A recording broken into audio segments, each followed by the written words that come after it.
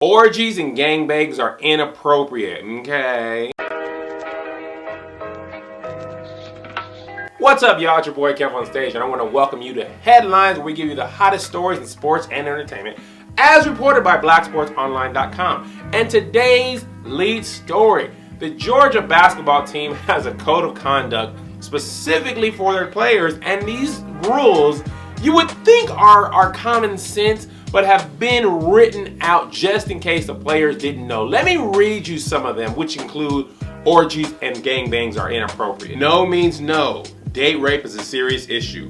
You don't own your girlfriend. Stay out of gray areas. Orgies and gangbangs are inappropriate. Never assault or intimidate a woman. Birth control is your responsibility too. Don't spend all your energy in the bed all night. Hickeys/passion marks should never be noticed by coaches. 1, not 2 or 3 girlfriends. Okay, let's just take a hold on. Let's backtrack. When did orgies and gangbangs become a gray area? For me, that's black and white. You know, hey, sex with one person, black and white. Orgies, that's a gray area. Not totally sure. You don't own your girlfriend? Who? I want to know this from the Georgia coaches. Who made you write these rules? Was there a player a couple years ago and you're just like, he thinks he owns his girlfriend? Let's add that to the book. You don't own your girlfriend. I just want to know what player made this, like, this has got to go in. And a passion mark? I didn't know that there was another word for a hickey.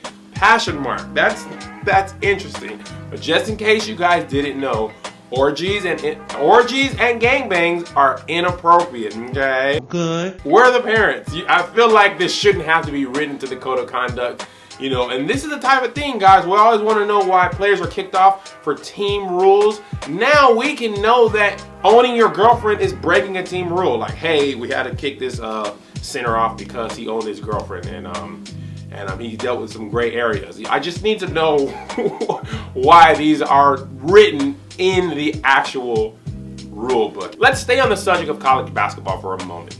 What would you think if I told you I wrote a 148-word paper for my final on Rosa Parks and got an A-?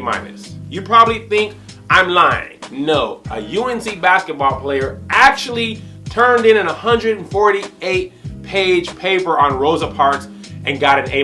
I am going to read you this player's entire paper. Ready? On the evening of December, Rosa Parks decided that she was going to sit in the white people section on the bus in Montgomery, Alabama. During this time, blacks had to give up their seats to whites when more whites got on the bus. Rosa Parks refused to give up her seat. Her and the bus driver began to talk, and conversation went like this. "Let me have those front seats," said the driver. She didn't get up and told the driver that she was tired of giving her seat to white people. "I'm going to have you arrested," said the driver. "You may do that," Rosa Parks responded. 2 white policemen came in, and Rosa Parks asked them, "Why do you all push us around?" The police officer replied and said, "I don't know, but the law is the law, and you're under arrest." I have a 5-year-old son who can write a paper better than this. Let's just go back to this sentence that makes me laugh more than anything. On the evening of December, okay, let's take a look at sentence structure for a moment. On the evening of December 21st, 3rd, no.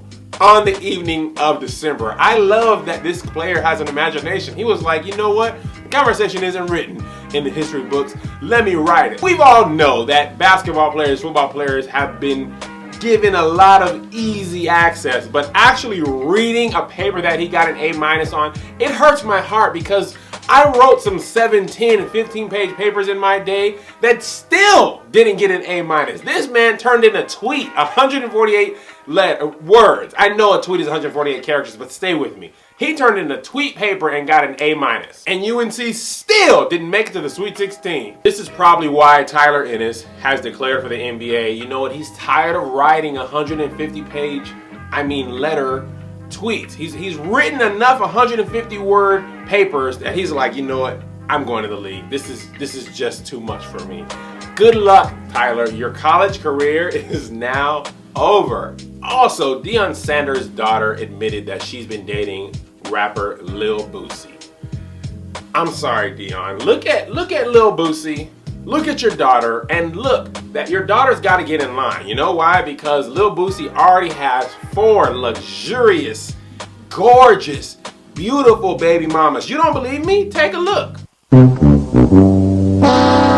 Which have produced 7 beautiful kids. So luckily, hopefully, Dion's daughter can be number 5. I mean, she'll raise the average up because the bell curve's a little low right now. Johnny Manziel had his pro day today, and it was big news. LeBron James had the thought to say that if you pass on Johnny Manziel, you're missing out. He's a flat-out star. The king himself believes in him. 2 of the 3 commentators have no validity or credibility, according to Aaron Rodgers.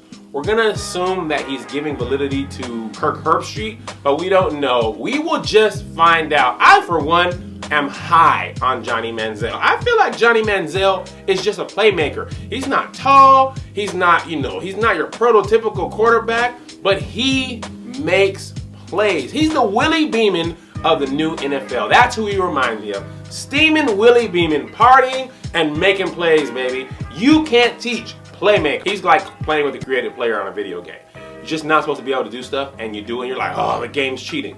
That's Johnny Manziel. Mark Sanchez got picked up by the Eagles today, and I present to you your 2014-15 Eagles quarterbacks. You've got to laugh at that. That's just completely hilarious. You can also laugh at this guy who went on Jeopardy and missed the easiest NHL question ever. 100-plus assists in an NHL season has been accomplished only 13 times.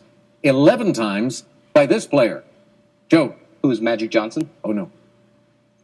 Diane? Who is Wayne Gretzky? Wayne Gretzky. We're talking about hockey, not the NBA. Now, when I read the title, I was like, man, maybe he's going to say Gordie Howe or Mario Lemieux. This dude guessed Magic Johnson, who doesn't even play in NHL. He was like, you know what? Magic Johnson. That's who I'm going with. When Alex Trebek has to say, oh no, we're talking about the NBA. That would be hockey. That hurts. Alex usually doesn't say nothing when people get stuff wrong. Today he had to come out of retirement. And in closing, Adidas signed Pharrell to a shoe deal he's going to be creating alongside Kanye West. Take a look at this commercial, which proves to me that Pharrell is weird. I mean, creative. That's all for Headlines with your boy KevOnStage. I will see you every Monday through Friday with all the hottest stories in sports and entertainment as reported by Black Sports Online. Have a good day. Everybody is KevOnStage. Go subscribe to my YouTube page and don't you be bitter.